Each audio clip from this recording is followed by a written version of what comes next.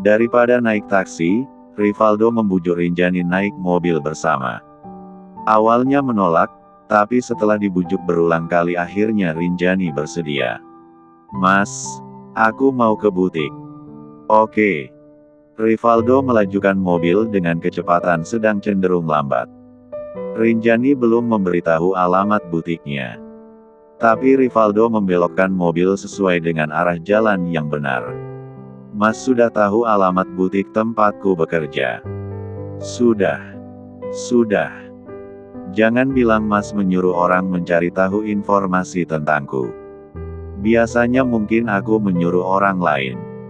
Tapi kali ini aku melakukannya sendiri. Aku tidak rela membagi informasi apapun tentang kamu dan anak-anak pada siapapun. Bahkan meskipun itu dengan orang kepercayaanku. Aku tidak percaya. Pasti kamu menyuruh Andre kan? Aku masih ingat dia salah satu orang kepercayaanmu." Padahal Rivaldo hampir kegeran Rinjani mengingat banyak hal jika itu menyangkut tentangnya. Tapi sepertinya karena ingatan Rinjani memang kuat. "Ya, aku memang sempat menyuruh Andre tapi dia kecelakaan." "Kecelakaan?" "Iya. Semoga dia cepat sembuh." Rivaldo menghentikan mobil saat lampu lalu lintas menunjukkan warna merah. "Seharusnya aku menanyakan ini saat pertama kali kita bertemu. Tapi karena terlalu senang bertemu denganmu aku sampai lupa." Rivaldo menoleh pada Rinjani. "Bagaimana kabarmu?" Rinjani meremas tali tasnya saat menatap mata Rivaldo yang menyorot dalam padanya. "Baik. Kabarku baik, Mas. Bagaimana kabarmu?" "Curang. Kamu baik-baik saja tanpaku tapi aku tidak baik-baik saja tanpamu." Rinjani nyaris tertawa mendengar itu. Seorang Rivaldo yang berdarah dingin baru saja mengatakan tidak baik-baik saja tanpaku. Berdarah dingin. Apa wajahku seperti hewan reptil? Kali ini tawa Rinjani benar-benar mengudara. Rivaldo melajukan mobil saat lampu lalu lintas berubah hijau. "Kamu pikir gampang membesarkan Rio? Dia selalu membuatku emosi setiap hari.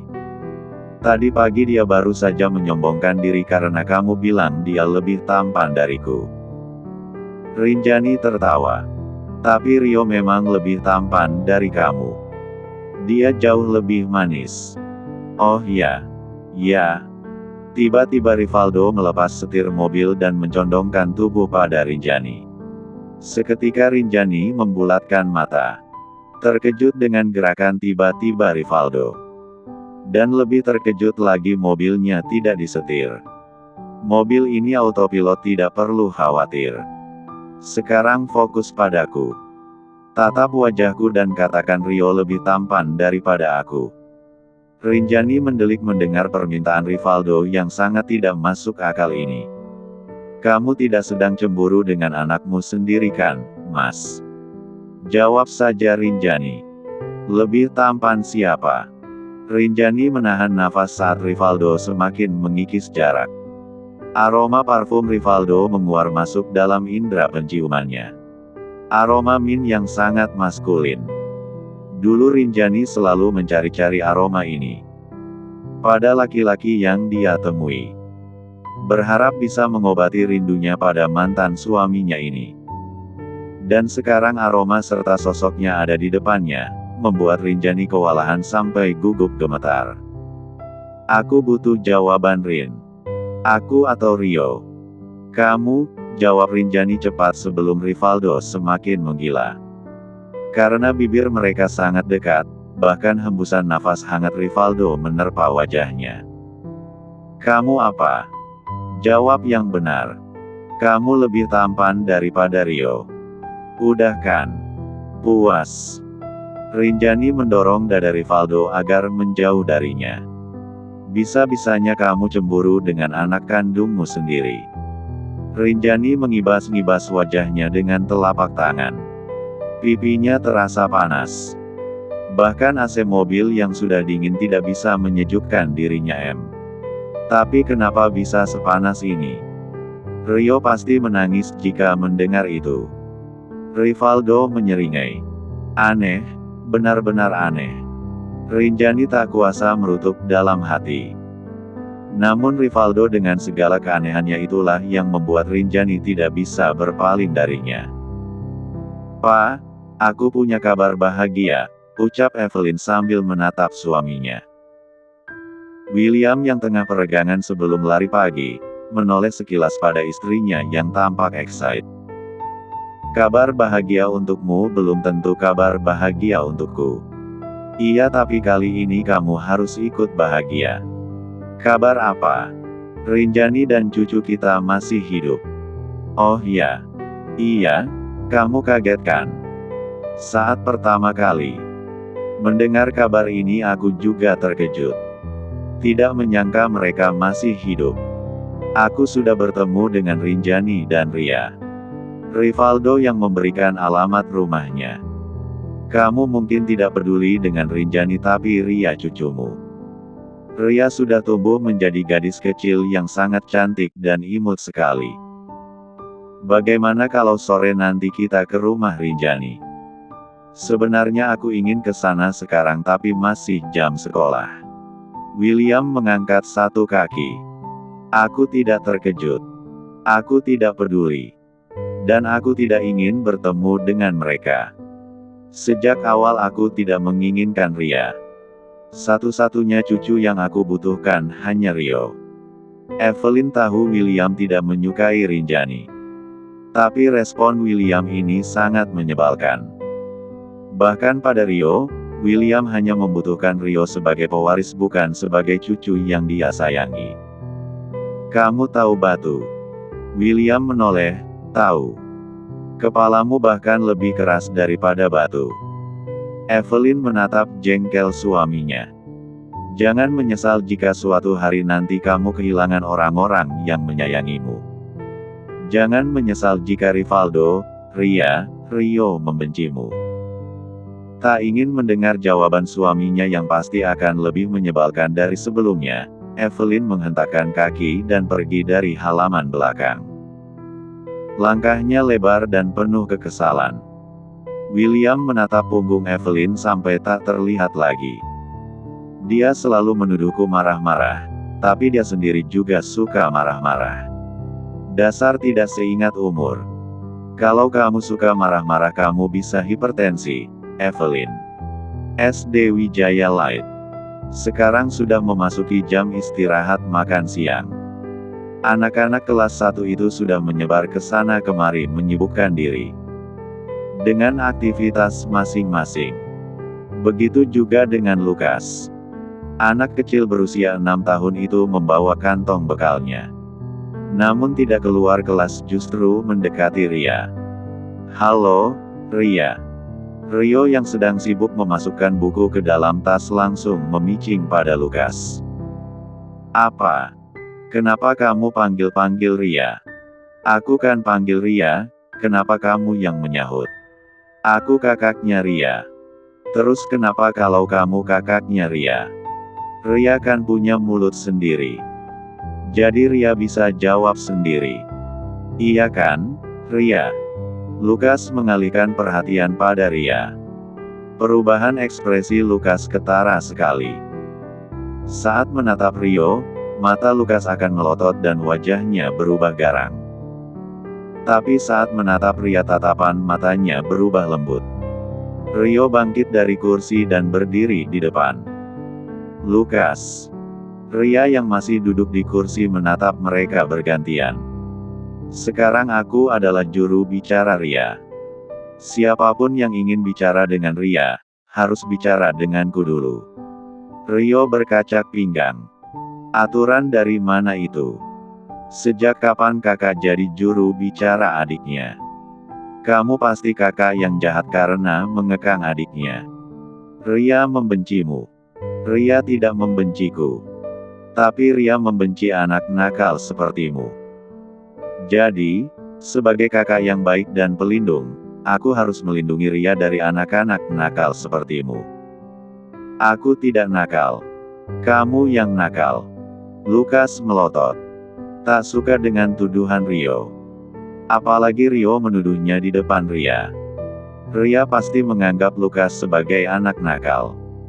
Rio, Lukas, Ria cepat-cepat berdiri di tengah-tengah mereka. Kenapa kalian bicara sambil melotot begitu? Nanti mata kalian sakit. Daripada teriak-teriak dan saling melotot, gimana kalau kita makan saja? Aku sudah lapar. Aku ingin cepat-cepat makan masakan Momi. Aku juga. Aku tidak sabar makan masakan Momi kita, ucap Rio dengan riang.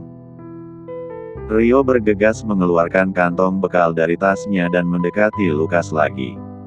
Lihat ini. Aku dibuatkan bekal Momi. Bukan cuma kamu doang. Rio mengacung mengangkat kotak bekalnya dengan penuh bangga. Akhirnya dia bisa melakukan ini. Ayo Ria, kita makan di luar saja. Aku tahu tempat yang bagus untuk makan. Rio menggenggam tangan Ria. Ayo, Ria mengangguk. Mereka berjalan menuju ke pintu. Sementara Lukas masih diam di tempat, memandangi punggung Rio dan Ria. Kemudian mengalihkan perhatian pada teman-temannya yang masih berada di kelas. Mereka sudah membentuk kelompok-kelompok. Lukas tidak pernah diajak. Biasanya Lukas yang selalu bergabung duluan. Tapi ujung-ujungnya diabaikan. Kadang Lukas harus mengancam mereka supaya mau berteman dengannya. Dan itu melelahkan. Lukas tidak ingin berteman dengan cara itu. Tapi juga tidak tahu harus bagaimana. Biasanya Lukas bertengkar dengan Rio, lalu akhirnya mereka dihukum bersama. Jadi Lukas tidak kesepian. Tapi sekarang Rio sudah punya teman baru. Lukas. Lukas mengerjap dan menatap pada Ria. Kenapa diam saja? Ayo kita makan bertiga. Seketika mata Lukas membulat lebar dan berbinar-binar. Ria, aku tidak mau. Protes Rio. Kenapa tidak mau? Kan semakin banyak teman semakin baik. Kata Momi kita tidak boleh beda-bedakan teman. Iya sih tapi. Ayo kita makan bertiga. Lukas menghampiri mereka dengan senang hati. Akhirnya setelah mendapat bujukan dari Ria, Rio mengizinkan Lukas bergabung dengan mereka. Lukas senang sekali dan menggandeng tangan Ria. Jangan gandeng-gandeng. Kamu tidak boleh pegang Ria meskipun cuma seujung kuku dan seujung rambut. Ria milikku. Cuma milikku. Lukas kesal dengan ucapan Rio. Tapi karena Rio adalah kakak Ria, jadi Lukas diam saja. Ayo Ria. Rio menggandeng tangan Ria. Mendengkus, Lukas mengikuti mereka. Seharian ini Rinjani banyak menghabiskan waktu bersama Rivaldo. Bahkan saat bekerja di butik pun Rivaldo mengikutinya. Rinjani menegur dan menyuruh Rivaldo pulang saja.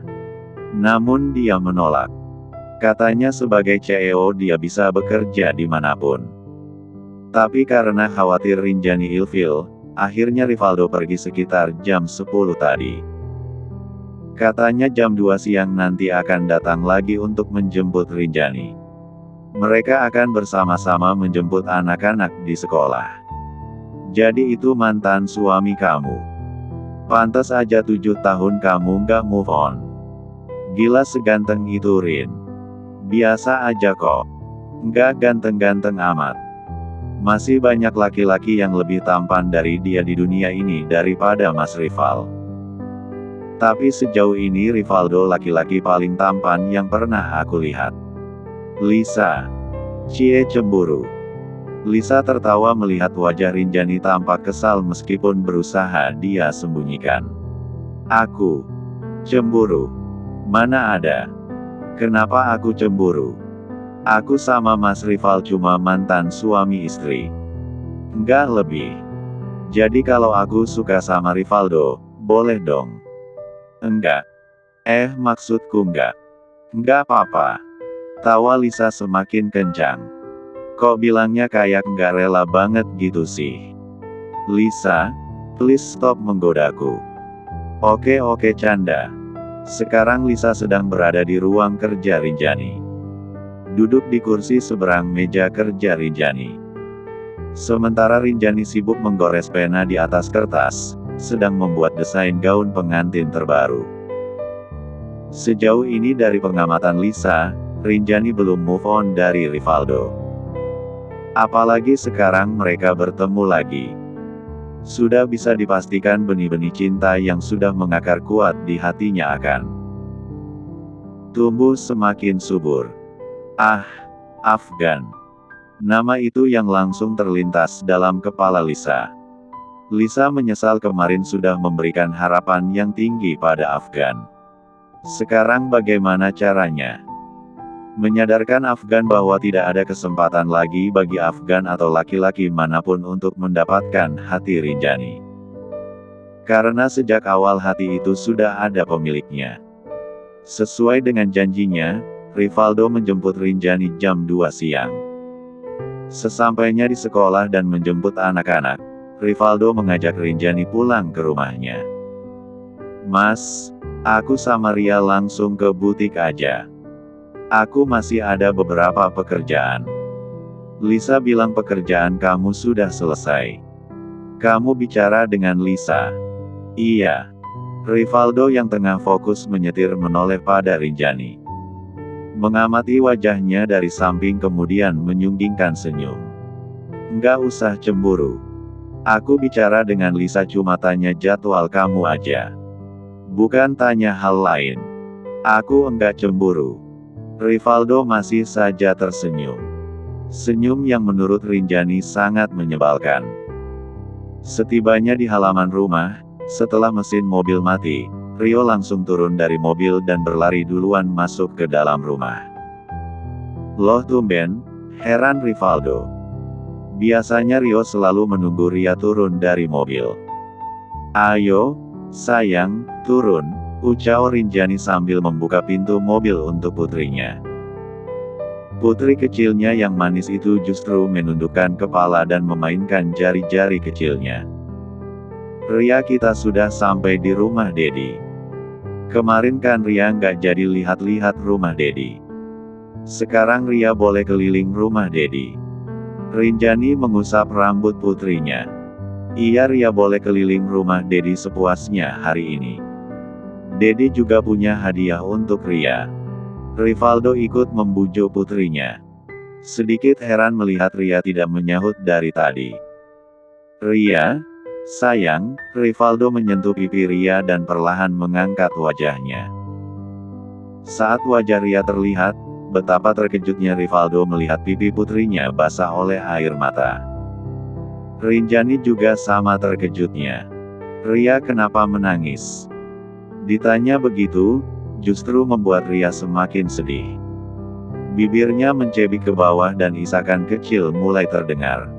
Semakin lama isakan itu semakin kencang. "Sayang." Rivaldo mengangkat putrinya dalam gendongan. Menepuk-nepuk punggungnya untuk menenangkan. "Kenapa menangis?" "Rio Hicks. Rio marah sama aku. Rio nggak mau bicara sama aku Dedi, Hicks." "Marah kenapa?" "Aku nggak tahu. Aku udah tanya sama Rio. Tapi Rio nggak mau jawab." "Apa yang membuat Ria berpikir Rio marah sama Ria?" "Rio nggak mungkin marah sama Ria. Rio sangat menyayangi Ria," ucap Rinjani sambil mengusap rambut putrinya. "Karena Rio nggak mau ngomong sama aku, Momi. Aku udah coba ajak Rio bicara. Tapi Rio nggak mau jawab, Hicks." Ria sesegukan sampai tarikan nafasnya terdengar sesak. Matanya sembab dan puncak hidungnya memerah. "Ya udah, nanti Dedi bicara sama Rio. Ria jangan nangis ya. Anak Dedi tidak boleh nangis." Rivaldo mendekap erat putrinya dan menyadarkan kepala pada pundaknya. Namun tangisan Ria justru semakin kencang. Membuat Rivaldo dan Rinjani bingung. Tidak. Kali ini air mata Ria bukan karena Rio, tapi karena Dedinya. Ini pertama kalinya Ria menangis dalam pelukan Dedi. Rasanya nyaman sekali. Lebih nyaman daripada dipeluk Momi atau paman Afgan. Ayo kita masuk ke dalam dulu ya. Rivaldo membawa putrinya masuk ke dalam rumah bersama Rinjani. Setelah Ria lebih tenang, Rivaldo langsung menaiki tangga menuju ke kamar putranya. Di kamar, Rio belum berganti seragam dan tiduran tengkurap di kasur. Dasar anak nakal. Berulang kali Rivaldo selalu bilang. Setelah pulang sekolah langsung ganti baju. Tapi si anak nakal ini bandel sekali. Rivaldo yang tadinya sudah marah karena Rio membuat Ria menangis, sekarang tambah marah lagi. Mas, bicara dengan Rio pelan-pelan ya. Dari hati ke hati. Rivaldo merapal kalimat itu dalam hati sebagai penenang. Oke, sabar. Menghadapi anak harus sabar. Rio. Aku nggak mau bicara sama Ria. Oke, kesabaran memang tidak diciptakan untuk Rivaldo. Kenapa? Kenapa kamu nggak mau bicara dengan Ria? Apa salah Ria? Rivaldo juga tidak kalah menaikkan nada suaranya 1 oktav. Rio bangkit dari posisi tengkurap dan duduk di tepi kasur. Ria milikku. Seharusnya dia cuma bermain denganku. Tapi dia bermain dengan Lukas juga. Apalagi Lukas adalah musuhku. Seharusnya Ria juga membenci Lukas. Hening. Rivaldo terkejut dengan jawaban Rio. Jadi, semua permasalahan ini hanya karena cemburu. Tidak perlu dilakukan lagi. Rio adalah keturunannya. Sama-sama pencemburu dan posesif akut. Rio. Rivaldo yang tadinya marah, sekarang justru geli melihat ekspresi kesal putranya. Duduk di samping putranya, Rivaldo merangkul pundak Rio. Rio, memang benar Ria adalah adik kamu. Tapi bukan berarti dia milikmu sepenuhnya. Ria berhak menentukan apa yang dia inginkan. Tapi aku nggak suka Ria berteman dengan Lukas atau yang lain. Aku cuma mau Ria bersamaku. Ria milikku, Dedi. Milikku.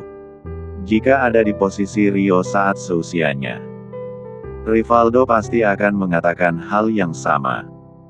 Dia tidak suka sesuatu yang diakui sebagai miliknya dibagi dengan orang lain. Tapi Rinjani tidak akan suka jika Rivaldo mengiyakan ucapan Rio ini. Jadi, Rivaldo akan menasehatinya. Iya, Dedi mengerti Rio sangat menyayangi Ria dan ingin selalu bersama Ria. Tapi katakan dengan baik-baik. Jangan tiba-tiba mendiamkan Ria. Kamu tahu. Gara-gara kamu diemin, Ria menangis. Tangisannya sampai segugukan. Ria menangis. Iya. Rio langsung turun dari kasur dan berlari keluar kamar. Rio. Rivaldo tersenyum dan menggeleng-gelengkan kepala. Bagaimana bisa Rio semirip itu denganku?